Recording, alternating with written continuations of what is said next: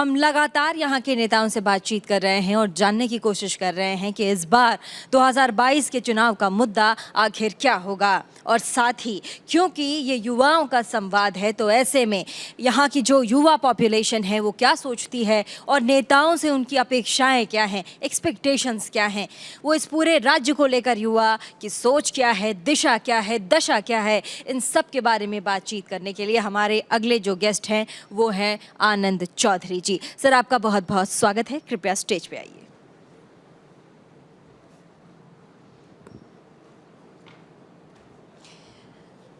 Please.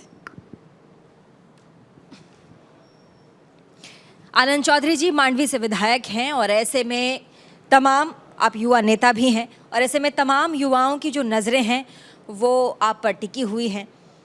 आप एक बार mic जी, बिल्कुल। युवा, आप खुद युवा हैं, युवा नेता हैं, और ऐसे में आप युवाओं को किस नज़र से देखते हैं?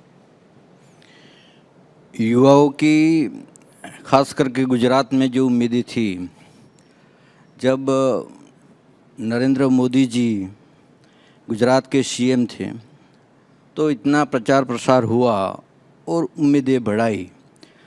गुजरात में 30 लाख से ज़्यादा शिक्षित बेरोजगार युवा है, उसको अच्छा एजुकेशन चाहिए, अच्छी नौकरी चाहिए, अच्छा भविष्य चाहिए, लेकिन हर रोज़ घपला होता है। उसका इंटरव्यू हो, एग्ज़ाम हो या नौकरी देने की बात हो। अभी सबसे ज़्यादा शोषण युवाओं का हो रहा है आउटसोर्सिंग में। वो नौकरी करते हैं, 11 महीने की सैलरी नहीं होती है और उसका भविष्य भी नहीं होता है, तो उससे वो काम भी नहीं करते हैं और लोगों को उसका खामियाजा भोगना पड़ता है। 2022 की रणनीति कांग्रेस की, क्योंकि आप खुद मांडवी से विधायक हैं और साथ ही युवाओं को संबोधित करते हैं, लगातार कांग्रेस जो कैंपेन चलाती है पूरे गुजरात में, आपके इलाके में, आप उन सब में शिरकत करते हैं, ऐसे में युवाओं के मन की बात क्या है और इस बार के चुनाव में कितनी भागीदारी रहेगी युवाओं की? गुजरात में जब जब आंदोलन होता है, वो उसका रिजर्वेशन का हो, खेडूत का हो, ट्राइबल का हो, दलितों का हो, ठाकुर समाज का हो, उसमें सबसे ज़्यादा भागीदारी युवाओं की रहती है। और गुजरात में जो होता है, लेबोरेटरी के रूप में आरएसएस हो, विश्व हिंदू परिषद हो, वो उसको नौकरी देना नहीं चाहती, उसको त्रिशूल देना चाहती हैं। उसको धंधा करने के लिए, रोजगार करने के लिए कुछ प्रोविज़न नहीं करते, उसको डंडा देना चाहती है। तो हम किस तरफ युवाओं को ले जा रहे, ये बड़ा मुद्दा है, ये गुजरात हो या देश हो।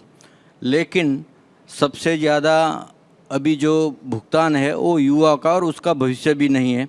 हम बोल रहे हैं कि भारत युवाओं का देश है, लेकिन अभी जो सबसे ज़्यादा देश में और गुजरात में जो हो रहा है वो हार्मनी नहीं है, संवादिता नहीं है। वो कश्मीर हो, बिहार हो, गुजरात हो, 2002 के दंगे हो, तो हम किस तरफ युवाओं को और देश को ले जाने में हम सफल रहे असफल रहे, वो सबसे बड़ा मुद्दा है। सबसे बड़ा मुद्दा रोजगार है, उसका भविष्य है, उसको खाना भी। गुजरात हो या देश, वो दो भाग में अभी बट रहा है। एक है पैसे वाले का भारत और गरीब लोगों का भारत। जो ज़्यादा पैसा वाला लोग है वो ज़्यादा अमीर बन रहे, और गरीब जो लोग हैं, मध्यम वर्ग के लोग हो, वो ज़्यादा गरीब बन रहे। तो देश अभी दो भागों में बट रहा है। वो धर्म में तो बटा ही है, लेकिन अभी वो उसका सिचुएशन है उसमें भी बट रहा है। आप युवाओं की बात कर रहे हैं, साथ में आप ये कह रहे हैं कि देश जो है दो भागों में बट रहा है, गरीबी, अमीरी, धार्मिक तौर पर। अभी की जो हालिया तस्वीर इस वक्त देश की है उसकी बात कर रहे हैं आप। ऐसे में आप ज्ञानवापी मस्जिद के बारे में क्या कुछ कहेंगे? न्यूज़ इंडिया अगर बीजेपी का या पीएम का प्रचार नहीं करेंगे तो उसके स्टूडियो में भी शिव निकलेगा, उसमें कोई दो राय नहीं है। सर, न्यूज़ इंडिया 24/7 किसी भी पार्टी का प्रचार नहीं करती और साथ ही ये तमाम पार्टियों को मंच देती है ताकि वो पार्टियां जिन पर सवाल उठते हैं वो आकर जवाब दे सके। यहाँ के युवा ये क्या सोचते हैं उसके बारे में जवाब दे सके, और इसीलिए यहाँ पर मंच लगा है, मंच सजा है ताकि आप जैसे नेता यहाँ पर बैठ सके और अपनी मन की बात युवाओं तक पहुँचा सके। मन की बात तो 2-3 और महीने ये मौका दे रही हूँ सर मैं आपको कि आप खुल के बोलिए। 3 महीने होती है, उसमें उनके मन की बात, लेकिन लोगों की मन की बात क्या है? उसका रोजगार चाहिए, उसको महंगाई में जो कष्ट हो रहा है उसकी बात क्यों कोई नहीं करता? आप कीजिए ना सर, ये मैं तो जिम्मेदारी करता हूं। आपकी है। हम करते ही है। आप विपक्ष में है सर, यहाँ अगर महंगाई है, बेरोजगारी है, उसकी बात कीजिए। हाँ तो करता हूँ ना। जब 14 में इलेक्शन आया लोकसभा का तो बोल रहे थे 35 रुपये पेट्रोल चाहिए या 80 वाला चाहिए, तो अभी 110 हुआ है।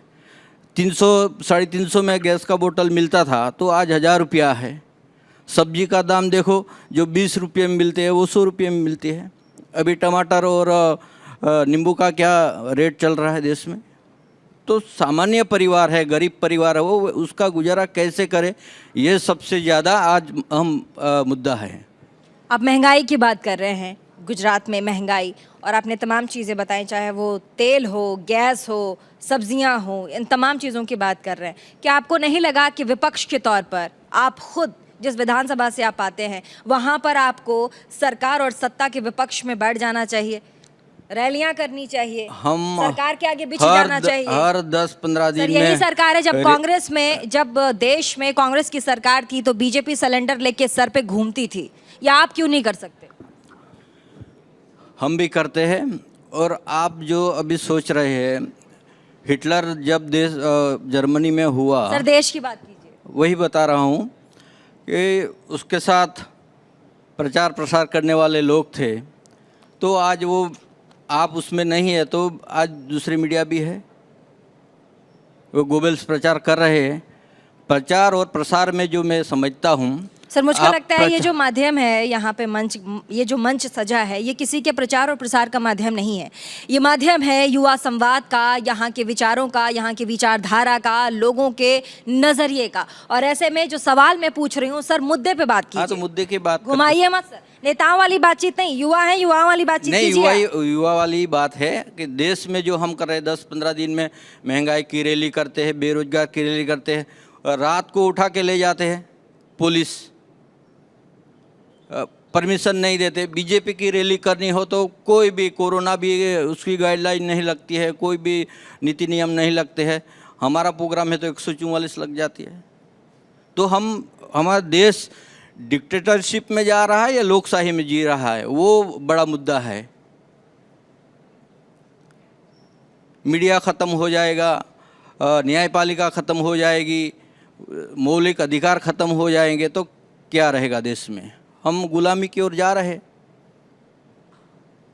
तो गुलामी से बचने के लिए आप क्या कर रहे हैं? हम तो लड़ते हैं। हम लोग, पूरा देश गुलामी की ओर जा रहा है, ये आप कह रहे हैं कि बीजेपी की सरकार में पूरा देश गुलामी की ओर जा रहा है। विपक्ष क्या कर रहा है? क्या भूमिका होनी चाहिए? विपक्ष लड़ रहा है। विपक्ष, अंग्रेजों का जब राज था तो विपक्ष से कांग्रेस लड़ती थी। आज भी हम नए अंग्रेजों के सामने लड़ रहे हैं। क्यों नहीं पड़ते लड़ते हुए? नए अंग्रेजों के सामने लड़ रहे हैं तो दिखाई क्यों नहीं पड़ते हैं आप लड़ते हुए? नहीं, आप दिखाते नहीं है ना। दिखा तो रहे हैं सर, दिखा रहे हैं तभी तो आप यहाँ बैठे हैं। आप नहीं दिखा रहे, वो अलग बात है, मुद्दे की बात है। लेकिन जो जनरल परसेप्शन बनता है लोगों को कि आप दिखा नहीं रहे, आप बोल नहीं रहे, आप ये नहीं कर रहे हैं, तो हम तो नहीं बोल रहे कि बीजेपी को ये करना चाहिए, महंगाई बढ़ाओ, बेरोजगारी बढ़ाओ, कुशासन करो, हम तो नहीं बोल रहे। उसको अच्छे इंडिया साइनिंग की बात हो, नए भारत की बात हो, उसके लिए तो उसको भेजा है 8 साल। देखिए, मीडिया ने आपको प्लेटफॉर्म दिया, मीडिया कह रही है कि आप खुल के चीख के कहिए कि क्या प्रॉब्लम है। आप ही के धड़े में 2 फाड़ है सर। हार्दिक पटेल छोड़ के चले गए, बीजेपी में शामिल हो गए, तमाम नेता जाने की सोच रहे हैं, मीडिया पे सवाल आप कस रहे हैं, आपके घर में कुछ ठीक नहीं है, उसके बारे में बात कीजिए ना सर, कि उसको ठीक कैसे करेंगे? हमारे घर में सब ठीक है। हार्दिक यहाँ से वहाँ चला जाए, उससे बेरोजगारों को रोजगार नहीं मिल जाएगा, उसको खाने के लिए नहीं मिल जाएगा, उसको शिक्षा नहीं मिल जाएगी। हमारे अभी गुजरात में प्राथमिक शाला जो बोलते हैं एक धोरण से 5 तक, वो 6,000 स्कूलों बंद कर दी गुजरात गवर्नमेंट ने। तो उसको मौलिक अधिकार था शिक्षा लेने का, वो ख़त्म हो गया। वो 2 किलोमीटर जाएगा, 3 किलोमीटर जाएगा, तो गरीब माँ बाप है वो सोचेंगे कि रोजगार करने के लिए जाएंगे या उसको छोड़ने के लिए जाएगा, तो वो पढ़ना छोड़ देंगे। तो अभी जो प्राइवेटाइजेशन गुजरात में और देश में हो रहा है, वो शिक्षा का भी हो, बड़ी इंडस्ट्री का हो, या गवर्नमेंट की अस्कवायत हो, उसका भी तो अभी हो रहा है। रेलवे हो, एयरपोर्ट हो, शिक्षा हो। देखिए हमारे पास समय की बहुत कमी है, इसलिए जल्दी जल्दी में चुनावी मुद्दे क्या होंगे कांग्रेस के, जल्दी से बता दीजिएगा। कांग्रेस के चुनावी मुद्दे, सबका मौलिक अधिकार हो, सबको रोजगार मिले, सबको शिक्षा मिले, स्वास्थ्य की सुविधा मिले, ये कांग्रेस का मुद्दा रहेगा। और देश में हार्मनी हो, संवाद हो और लोकशाही जिंदा रहे। बहुत बहुत शुक्रिया। हमारे साथ आनंद चौधरी जी, मांडवी से विधायक, तमाम मुद्दों पर इन्होंने प्रकाश डाला और साथ ही कई सवाल भी खड़े किए। हम युवा संवाद की बात कर रहे हैं, युवाओं के मन में क्या है, यहाँ के लोग क्या सोचते हैं, और आने वाले विधानसभा चुनाव में गुजरात की सत्ता की कमान किसके हाथ में होगी, ये देखने वाली बात होगी।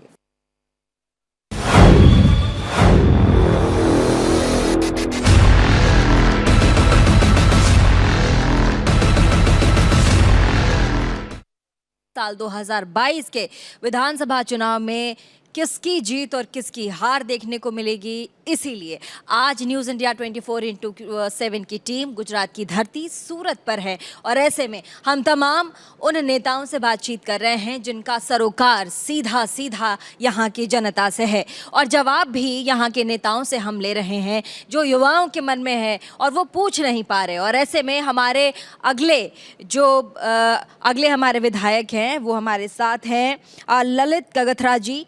ये टंगकारा से सिटिंग एमएलए हैं इस वक्त, और आपका बहुत बहुत स्वागत है सर।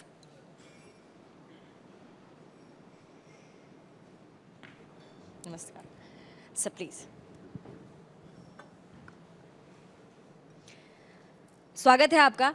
ललित कगथरा जी, टंगकारा से हैं आप। और सर, आप पाटीदार समुदाय के बहुत बड़े चेहरे हैं, बहुत बड़े नेता हैं, और ऐसे में इस वक्त सबसे पहले कांग्रेस की हालत क्या है वो बताइए।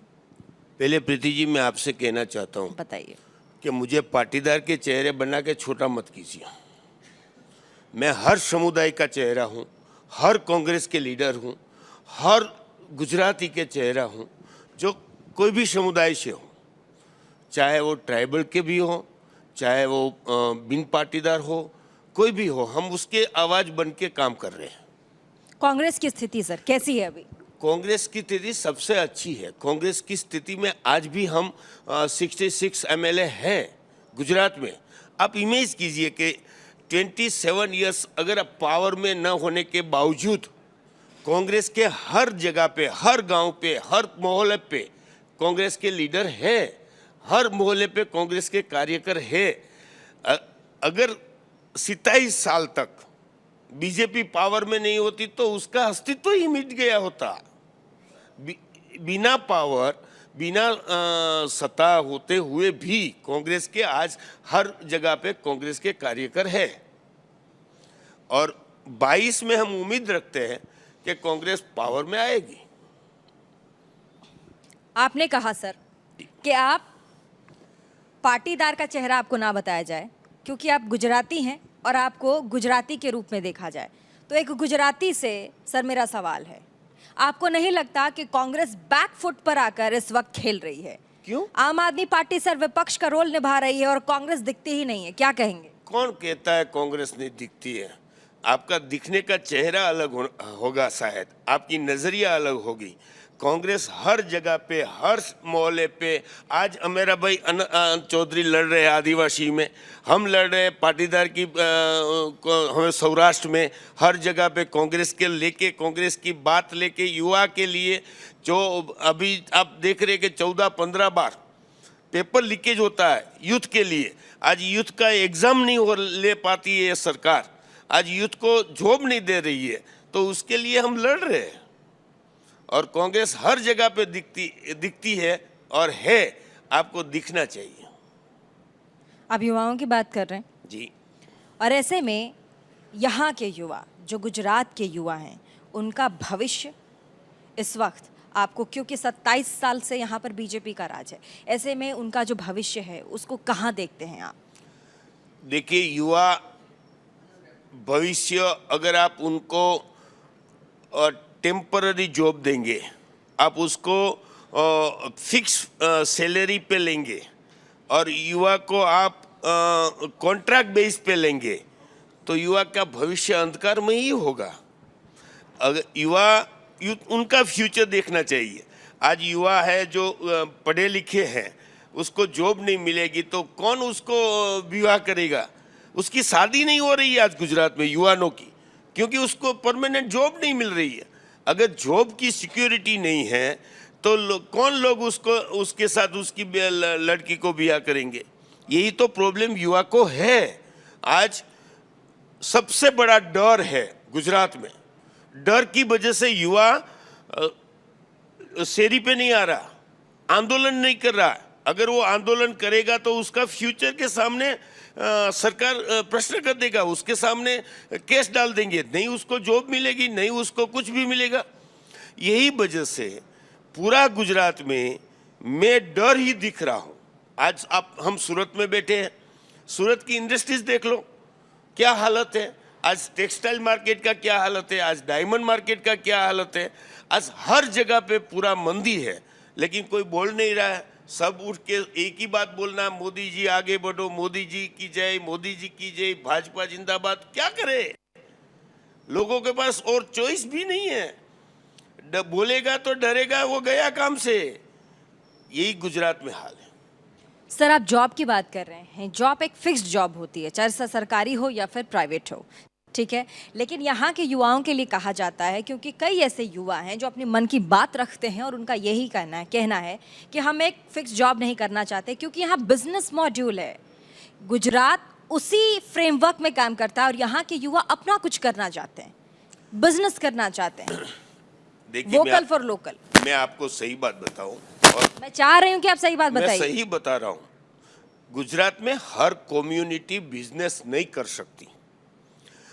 मैं पाटीदार से हूँ, मेरे पास सर, आप गुजराती हैं? गुजराती है, मेरे पुरखों ने दी हुई जमीन है मेरे पास, तो I have to some background, तो मैं बिजनेस कर सकता हूँ, क्योंकि मेरी एक फिक्स इनकम भी है। जो लोग आपको बताऊँ कि बनिया है या ब्राह्मीण है यहाँ के, जिसके पास जमीन नहीं है, वो उसके फादर सब गवर्नमेंट जॉब करते थे, वो कहाँ बिजनेस कर पाओगे? उसको कहाँ से सपोर्ट मिलेगा गवर्नमेंट का? तो ये यूथ को जॉब चाहिए, और परमानेंट जॉब चाहिए, और सिक्योर जॉब चाहिए। यही प्रॉब्लम है पूरा गुजरात का। हार्दिक पटेल युवा है जी। उनकी शुरुआत पाटीदार आंदोलन के बाद जी। से हुई, अभी वो बीजेपी में चले गए। जी। क्या आपकी पार्टी को कभी नहीं लगा कि हार्दिक पटेल जैसे युवा चेहरे को उन्हें पकड़ के रखना चाहिए? पकड़ के कैसे बांध के रखते? नहीं, समझा के। पकड़ने का मतलब समझाना होता है। एक घर क्या में समझना? आप अगर बताएंगे आपको सर, समझना, आप बताएंगे सर। आपको समझना नहीं है तो मैं कौन हूं जो आपको समझा पाऊं? देखिए मेरी बात, हार्दिक पटेल यूथ थे, क्यों लोग उसके साथ इतने जुड़े, क्यों वो चेहरा बना? क्योंकि प्रॉब्लम था, यूथ को एक लीडर में उसमें दिखा कि ये कुछ करेगा, तो लोग उसके साथ जुड़े। अब हमारे पास जो गुड़ बोलते हैं ना, गुड़ का गांगड़ा नहीं है कि लोग वहाँ से कीड़ी मकोड़ा सब लोग वो गुड़ के गांगड़े के पास ऑटोमेटिकली आ जाते हैं। हमारे पास सत्ता नहीं है, पावर नहीं है, हम किसको क्या दे? हमने जो देना था वो सबसे बड़ा उसको कार्यकारी प्रेसिडेंट बना दिया था। उसके आगे हमारे पास मिनिस्ट्री पद तो था नहीं कि हम उसको मिनिस्टर बना सकते। तो यही प्रॉब्लम है, आज के लोगों को पावर्स चाहिए, तो पावर्स कांग्रेस के पास नहीं थे, तो वो पकड़ के तो हम कैसे रख सकते हैं? इससे तो ज़्यादा क्या दे सकते हैं? सर, ऐसा है कि जब कोई बच्चा नाराज़ हो जाता है घर में, आपका बच्चा हो, अगर वो नाराज़ हो गया हो, समझाने की जिम्मेदारी आप लेंगे? अब छोड़िए वो समझा नहीं पाए आप, कोई बात हम नहीं, समझा लेकिन नहीं बीजेपी पाए, ये में मत जाने के छोड़। बाद हम समझा नहीं पाइए वो बात से मैं इकरार नहीं कर रहा हूं, उसको समझना ही नहीं था। प्रीति, मैं आपको बहुत क्लियरली बता रहा हूं कि हार्दिक से मैं बहुत करीब था, बहुत करीब था, मेरे बच्चे जैसा है। मैं उसको पूरी तरह से जानता हूं, अच्छी तरह से जानता हूं। हर उसके आंदोलन में मैंने उसको सपोर्ट किया है, पूरी तरह से सपोर्ट किया। तो मैं उसको पहचानता था, उसकी क्या अपेक्षा थी, क्या उनको चाहिए था, वो हमारे पास नहीं था। बीजेपी में जाने के बाद हार्दिक पटेल को क्या फायदा होगा, क्या नुकसान होगा? आपके बच्चे थे, आपने अभी कहा, आप उसको करीब से उनको जानते थे हार्दिक पटेल को, ये भी आपने अभी एक्सेप्ट किया, तो आप बता भी दीजिए। मैंने तो उनको बताया कि तू सुसाइड कर रहा है, मत जा बीजेपी में। अगर जो मुझे उसमें फायदा दिखता तो मैं हार्दिक के साथ बीजेपी में नहीं गया होता, आज आपके सामने नहीं बैठा होता। मुझे वो सुसाइड लग रहा था, इसलिए मैंने उसको बोला कि भाई ये रास्ता मत पकड़, तेरा यही है फ्यूचर, कांग्रेस में ही तेरी जगह है। फिर उसको समझ में नहीं आया तो वो उसके ऊपर छोड़ो। कांग्रेस की साल 2022 विधानसभा चुनाव की जो रणनीति है, जो स्ट्रैटेजी है, किस स्ट्रैटेजी पे कांग्रेस अटैक करेगी सत्ताधारी पार्टी के ऊपर? देखिए, आज जो गुजरात में आपको दिख रहा है वो है नहीं, जो नहीं दिख रहा है वो है गुजरात में। आज गुजरात के हर एक तबक्का के एक आदमी को मुझे बताइए जो अपने आप को सेफ समझता हो, अपने आप को सुखी समझता हो। कोई बिजनेसमैन मुझे ऐसा नहीं दिख रहा कि जो आज हैप्पी हो। आज गुजरात के यूथ जिसको जॉब नहीं मिल रहा है वो हैप्पी नहीं है। आज गुजरात के फार्मर जो खेती कर रहे हैं उसको नई टाइम पे पानी मिल रहा है। आप देख रहे हो कितना आंदोलन चल रहा है। केनाल है, फिर भी नर्मदा का पानी है, फिर भी छोड़ नहीं रहा है, तो उसके पास मैनेजमेंट नहीं है।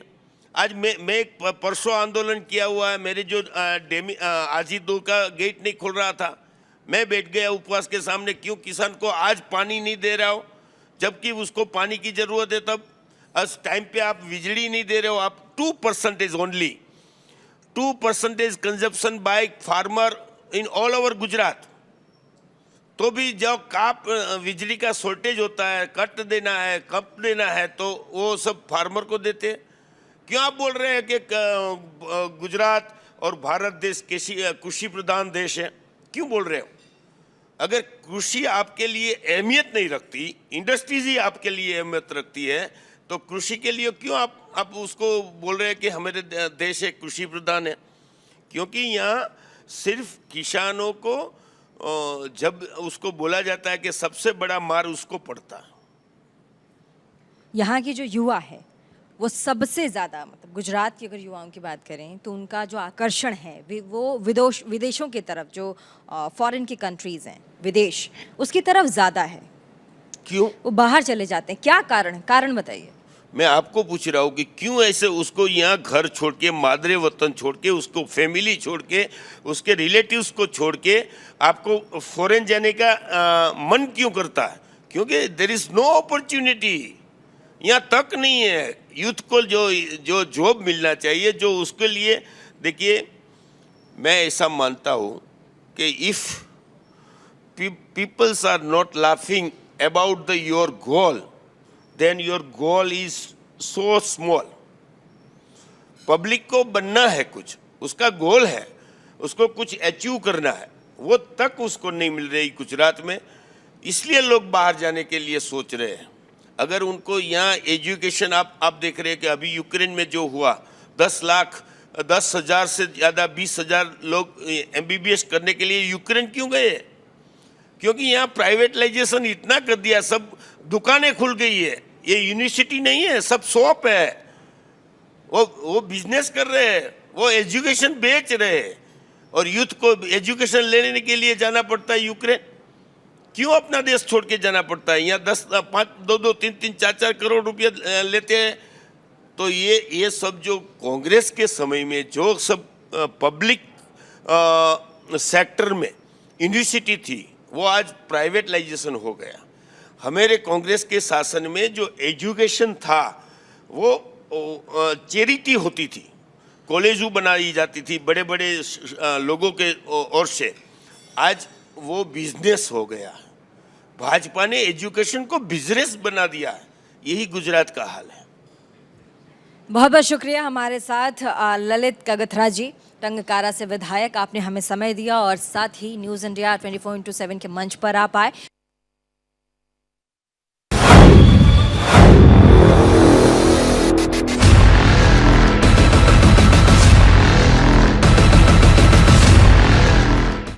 हमारी जो टीम है न्यूज़ इंडिया 24/7 की टीम आज गुजरात की धरती सूरत पर आ पहुंची है और यहाँ आकर हमने जाना कि यहाँ के लोग क्या सोचते हैं, यहाँ के लोग क्या चाहते हैं, नेताओं से उनकी अपेक्षाएं क्या है। और ऐसे में हमारे साथ कुछ ही देर में हमारे स्टेज पर होंगी यहाँ की विधायक संगीता पाटिल जी, जो कि लिंबायत से विधायक है, और उनको सम्मानित करने के लिए हमारे चैनल की न्यूज़ इंडिया 24/7 की जो हमारी MD मैडम है दीक्षा शर्मा, वो आएंगी, उन्हें सम्मानित करेंगी। उसके बाद ये जो सिलसिला है लगातार आगे बढ़ेगा।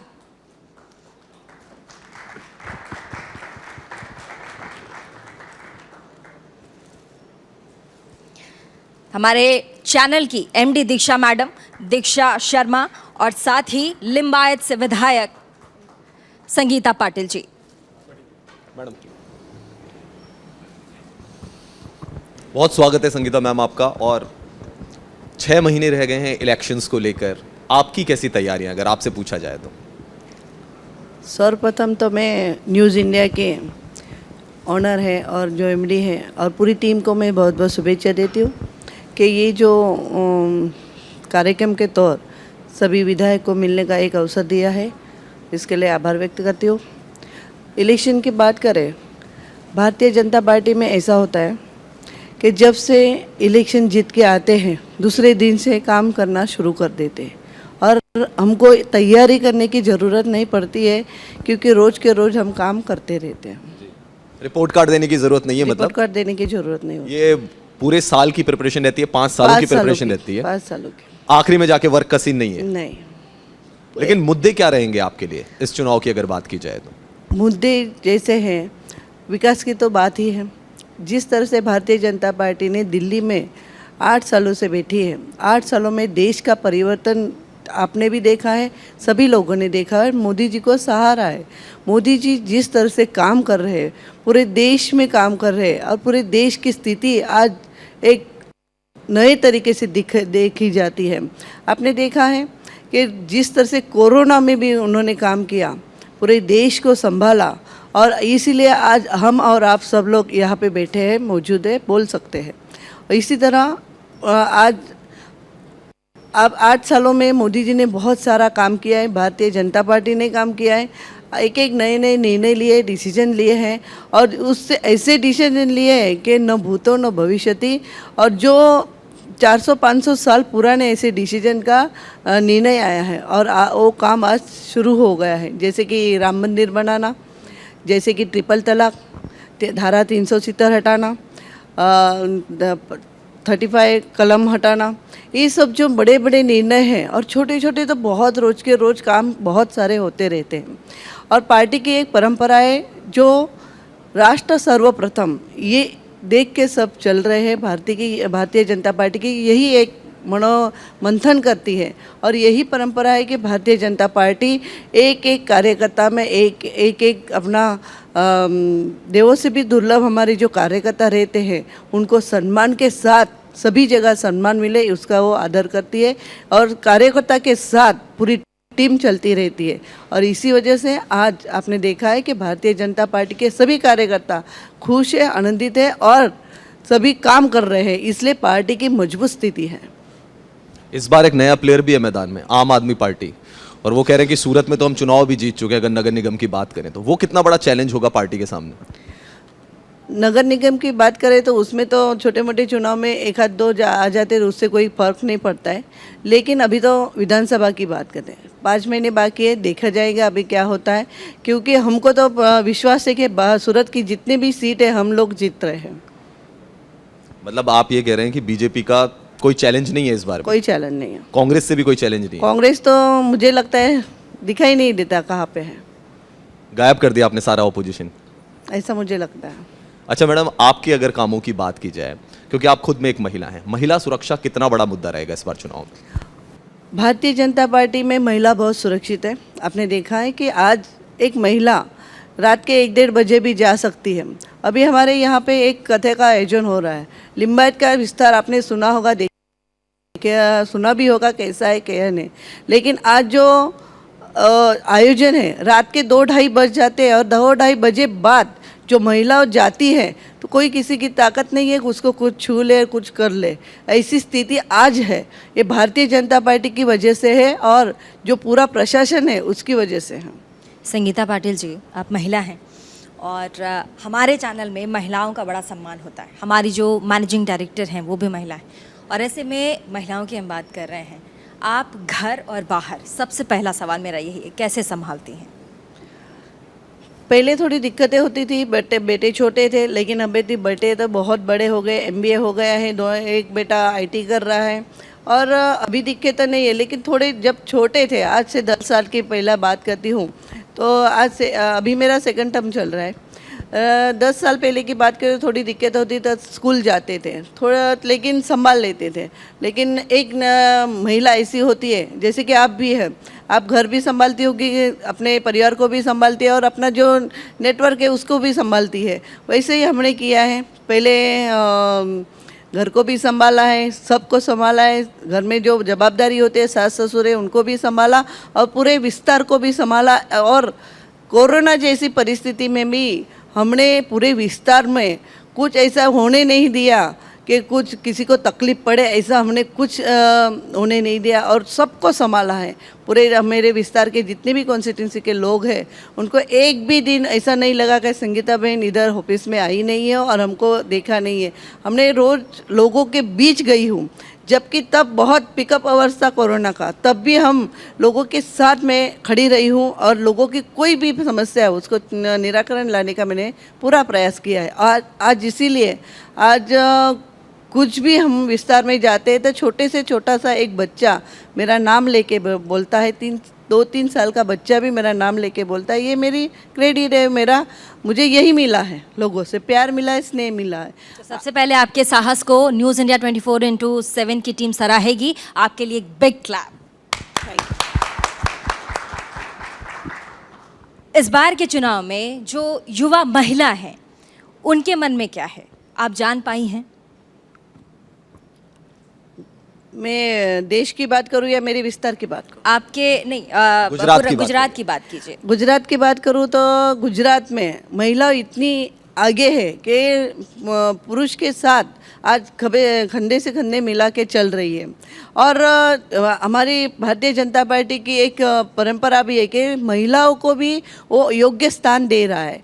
आज आपने देखा होगा कि MP हमारे गुजरात में बहुत सारे हैं लेडीज महिला, और जिस तरह से हमारी MLA जो असेंबली में अपना प्रभाव दिखा रही है, और आज हमारी स्टेट में 2-2 मिनिस्टर है लेडी है, वो भी एक सम्मान की बात है कि आज हमारे यहाँ पे एक स्पीकर, आज से गुजरात में अभी स्पीकर जो है वो भी हमारी लेडी है। इसलिए महिला को सम्मान गुजरात में बहुत मिलता है और यही बात बताना चाहती हूँ कि गुजरात में हमारे भारतीय जनता पार्टी में 12-12 MLA हैं। तो इस बार भी जब इलेक्शन होगा तो टिकट वितरण भी होगा, तो भागीदारी बढ़ेगी और महिलाओं की? हाँ, बढ़ेगी ना।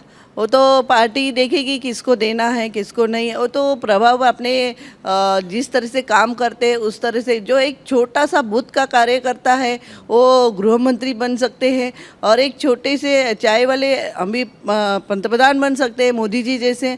लेकिन एक छोटा सा कार्यकर्ता हमारे यहाँ पे कुछ भी बन सकता है। वो पार्टी हमारी भारतीय जनता पार्टी में ऐसा है, खाली कार्यकर्ता होना चाहिए, काम करना चाहिए, तो फिर उसका प्रोग्रेस जरूर होता है। मैडम, एक ऑनेस्टली एक सवाल का मेरे जवाब देना। जितने आपने वादे किए थे, जो भी आपने महिला सुरक्षा के लिए जो कदम उठाए थे, चेकलिस्ट पे टिक कर लिया आपने कि सारे वादे आपके पूरे हो गए, या कुछ अभी आपको लगता है कि कुछ और पेंडिंग वर्क है जो कि 5-6 महीने में करना है? अभी जिस तरह से जो भी वादे किए होंगे पार्टी ने और हम सब ने, तो पूरे 85% तक तो हो गए हुए, लेकिन अभी थोड़ा कुछ बाकी होगा, तो ये 4-5 महीने में हो जाएगा, ऐसा मुझे लगता है। पूरे गुजरात में संगीता जी, युवाओं के पलायन का जो मुद्दा है, मतलब वो फॉरेन कंट्रीज़, विदेश में ज़्यादा जाते हैं, उनको विदेश ज़्यादा आकर्षित करता है। उनको रोकने के लिए गुजरात सरकार क्या कर रही है? क्या आपको नहीं लगता कि अगर विदेश वो पढ़ने जा रहे हैं तो उनको वहाँ बसना नहीं चाहिए, वापस आकर अपने गुजरात की सेवा करनी चाहिए? मुझे ऐसा नहीं लगता है, क्योंकि जो भी जाता है एक इच्छा होती है मन में कि हम लोग बाहर जाए, बाहर से आके इधर आके फिर ऐसा लगता है कि हम फॉरेन रिटर्न हो और अच्छा सा जॉब मिल जाएगा, अच्छे से हम लोग बिजनेस कर सकते हैं, इसलिए लोग की हॉबी होती है और जाते हैं, आ जाते हैं वापस। लेकिन जिस तरह से यूक्रेन और रशिया के जो ये हुआ और जिस तरह से यूक्रेन में से हमारे जो विद्यार्थी इधर आए और फिर उनको पूछा गया तो ऐसे बोलते थे कि हमारा इंडिया इज़ द बेस्ट। ये उनका जो हम जब मिलने गए, उनके हमारे विस्तार में से भी 2-4 लड़के आए थे, हम उनको मिलने गए थे तो वो बोले इंडिया जैसा कोई नहीं देखा और मोदी जी जैसा कोई नहीं देखा, आज मोदी जी की वजह से आज हम इधर सुरक्षित आए हैं। ये उनका बोलने का एक ये था, भाव था। ये भाव होना भी ज़रूरी है, क्योंकि जिस तरह से मोदी जी चल रहे देश को आगे बढ़ाए, नया भारत की उन्होंने रचना की है, जरूर वो साकार है। मैडम एक और इम्पॉर्टेंट सवाल है, वो है ड्रग्स को लेकर। और पिछले कुछ सालों में हमने देखा है कि जो ड्रग्स है उसकी काफ़ी ज़्यादा यहाँ पे पकड़े भी गए हैं और युवाओं के बीच में देखा गया कि काफ़ी ज़्यादा वो सब्सटेंस पॉपुलर हुआ है। उसकी रोकथाम कितनी इम्पोर्टेंट है? प्रशासन उसमें काम कर ही रही है, लेकिन युवा वर्ग को मैं ज़रूर कहना चाहूँगी, जो आप ऐसा कुछ करते होंगे तो नहीं करना चाहिए, क्योंकि आपका जो फ्यूचर है, फ्यूचर मम्मी पापा का जो अपनी माता पिता का जो भी हॉबी होती है कि ऐसा होता है कि मेरा बच्चा पढ़े, अच्छा सा कुछ अच्छा सा नाम ले और अच्छी सी जॉब मिले, उनके भरोसे ही पूरी ज़िंदगी जीने का उनकी माता पिता की इच्छा होती है। और जो बच्चा ऐसा कुछ करता है तो उनको ज़रूर मैं कहना चाहती हूँ कि आप अपने माता पिता की तरफ देखें और ये सब जो नहीं करना चाहिए वो मत कीजिए। ये मैं ज़रूर से उनको एडवाइस देना चाहती हूँ। बीजेपी कैडर में महिलाओं का जो सम्मान है वो काफ़ी ज़्यादा है और इसीलिए पूरे बीजेपी कैडर को अगर आप देखें तो उसमें महिलाओं की जो भागीदारी है, जो प्रतिशत है, वो भी काफ़ी ज़्यादा है। ऐसे में विपक्षी पार्टियां जैसे कि कांग्रेस, उसमें महिलाओं की भागीदारी बहुत कम है। आप क्या कमी देखती हैं कांग्रेस पार्टी में जहां महिलाओं की भागीदारी कम दिखती है? भारतीय जनता पार्टी में महिलाओं को खूब मान सम्मान मिलता है, कभी किसी को टॉर्चर नहीं किया जाता, वो इंडिपेंडेंट होती है। और जिस तरह से भारतीय जनता पार्टी जो शिस्त है, जो सम्मान देती है, शिस्त के साथ उनकी जो नींव रखी गई है वो बहुत अच्छे जो पुराने लोग थे उन्होंने रखी है और इसी वजह से आज पार्टी बहुत अच्छी तरह है और विश्व की नंबर 1 पार्टी है और सबका मान सम्मान देना ये पार्टी की परंपरा है और इसीलिए सभी महिला भारतीय जनता पार्टी में आने के लिए उत्सुक होती है, जबकि ये पार्टी ऐसा कुछ कांग्रेस में दिखाई नहीं देता। सबसे बड़ी कमी क्या है कांग्रेस पार्टी में? सबसे बड़ी कमी महिलाओं को लेकर क्या है, आप क्या देखती हैं? मान सम्मान की कमी है और जो मान सम्मान महिलाओं को मिलना चाहिए वो नहीं मिलता। मैडम अगर हम गुजरात की बात करें तो यहाँ पे ट्राइबल बेल्ट भी काफ़ी बड़ी है और अगर शहरों की बात करें तो वहाँ पे महिलाओं की स्थिति काफ़ी ठीक है, लेकिन जो ट्राइबल बेल्ट है उसमें महिलाओं की स्थिति को इम्प्रूव करने के लिए क्या करना चाहिए?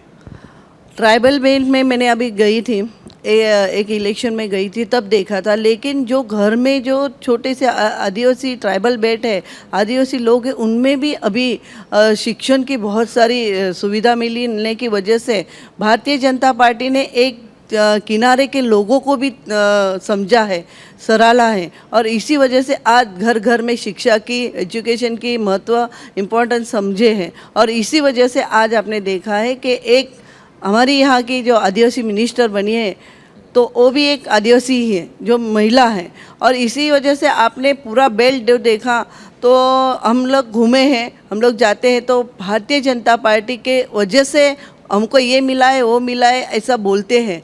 आयुष्मान कार्ड की बात करें तो वो भी हमको बताते हैं, हमको घर मिला है, प्रधानमंत्री आवास मिला है, ये घर उन्होंने बांध दिया है, ऐसा सब वो बोलते थे। तब ऐसा लगता है नहीं, सही में हमारी पार्टी बहुत अच्छा काम कर रही है। संगीता जी, इस बार साल 2022 का चुनाव बीजेपी किन मुद्दों पर लड़ने जा रही है? विकास के मुद्दे पे लड़ेगा। और जिस तरह से मोदी साहब ने निर्णय लिए हैं, जिस तरह से कोरोना के दरमियान भी संभाला है पूरे देश में, 193 करोड़ लोगों को सेकंड डोज भी मिल गए हैं। तो ऐसे जिस तरह से मोदी साहब ने पूरे देश को संभाला है, सर्जिकल स्ट्राइक्स है, अयोध्या राम मंदिर का निर्माण है, ट्रिपल तलाक है, धारा 370 है, कलम 35 है, और किसान सम्मान निधि योजना है, साथ साथ में आयुष्मान कार्ड योजना है। जो भी सरकार के, केंद्र सरकार के, राज्य सरकार की योजना है, लोगों को, किनारे के आदमी को तक मिलती है। बीजेपी इसीलिए पार्टी बहुत मजबूत है, पार्टी का नेतृत्व, शीर्ष नेतृत्व मजबूत है, और इसी वजह से विकास का एक जो मार्ग है, ये विकास का भावी लेके हम लोग सब पार्टी इलेक्शन में उतरेंगे। और जिस तरह से पार्टी ने एक एक विधायक को, एक एक छोटे से छोटे कार्यकर्ताओं को सराहना है और उनको बताया कि क्या करना है, वो आगे इलेक्शन में देखा ये तो जाएगा। राष्ट्रीय मुद्दे हो गए ना संगीता जी जो आपने गिनवाए, गुजरात मॉडल लेकिन क्या होगा 2023 का? चुनाव तो स्थानीय मुद्दों पर लड़ा जाता है। गुजरात में भी बात करें तो सबसे अच्छा गुजरात है, मुझे ऐसा लगता है। हम लोग नहीं, बहुत सारे मोदी स्टेट का में- गुजरात मॉडल हमने देखा, अब 2023 का गुजरात मॉडल क्या होगा? मोदी का गुजरात आपने देखा है, और वह जो मोदी साहब छोड़ के गए थे उससे भी अभी ज़्यादा, जिस तरह से मोदी साहब मार्गदर्शन देते हैं वैसे गुजरात में ये हो रहा है। और इसी वजह से आपने देखा होगा कि आज गुजरात का विकास बहुत हो रहा है। आज हमारी सूरत शहर की बात करते हैं, डायमंड बुर्स हो रहा है, उसमें शायद मुझे ऐसा लगता है 50-60 हज़ार से ज़्यादा लोग इधर आएंगे, बॉम्बे से आएंगे। और जब टेक्सटाइल पार्क बन रहा है, टेक्सटाइल हमारा यहाँ का हब है, यहाँ का डायमंड के लिए बहुत बड़ा व्यापार है, और अहमदाबाद में भी बहुत बड़े व्यापार चलता है। और इसी वजह से आज पूरे सौराष्ट्र में भी जो उत्तर प्रगति हुई है, जो कच्छ भुज तक पानी पहुँचा है, नर्मदा का पानी उधर तक गया है, तो आप देखो क्यों नहीं सभी जगह पे विकास ही विकास दिखता है। आज स्टैचू ऑफ यूनिटी का निर्माण, एक न भूतो न भविष्यति, इतना अच्छा निर्माण हुआ है। तो आप गुजरात की तो बात करना ही चाहिए, क्योंकि उनका विकास कितना हुआ है, और यही सब मुद्दे लेके हम लोग मैदान में उतरेंगे। संगीता पाटिल जी थी हमारे साथ, लिंबायत की विधायक। आपका बहुत बहुत शुक्रिया, आपने समय निकाला और हमारे साथ मंच पर अपने विचार आपने साझा किए। रुकेंगे छोटे से ब्रेक के लिए, ब्रेक के बाद भी खबरों का सिलसिला लगातार जारी रहेगा, और साथ ही हमारे ये युवाओं का संवाद साल 2022 गुजरात का ये जो हमारा पड़ाव है, ये लगातार यूं ही बना रहेगा।